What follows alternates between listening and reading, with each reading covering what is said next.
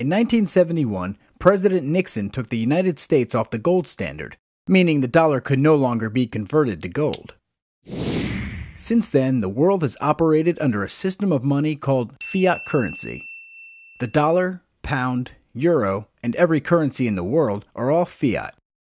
Fiat currency is paper currency that a government has declared to be legal tender but can't be redeemed for gold or silver. Fiat money is essentially nothing more than a piece of paper worth something only because the government says it is. Its only value comes from the good faith by the people that use it, to accept it as payment. The problem with a fiat system is that the government is free to print as much money as they want without the burden of finding gold to support the amount they're creating.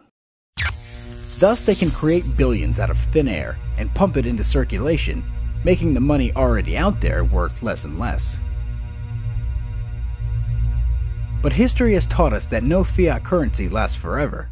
In fact, every currency since China first experimented with it in the 11th century has failed. So if no fiat currency has stood the test of time, why would it be different here in the United States?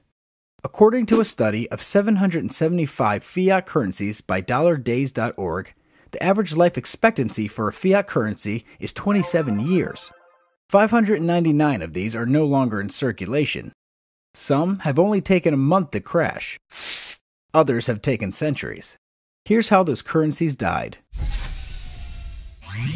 20% of these failed through hyperinflation, a phenomenon where printing too much money leads to prices rising by 50% or more each month.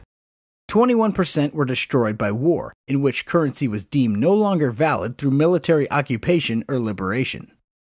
12% of these were destroyed by independence, in which former colonial entities renamed or reformed their currency.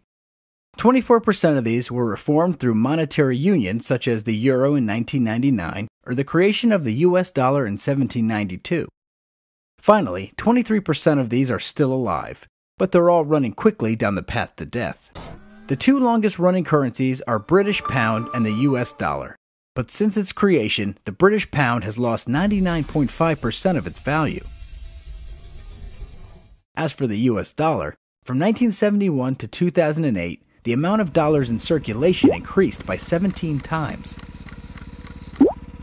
This has resulted in an 81% fall in purchasing power.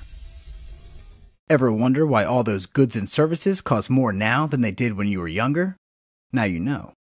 The US has all the characteristics of other currencies that have collapsed in history. Right now we are at war, and financing this expensive war results in monetary inflation.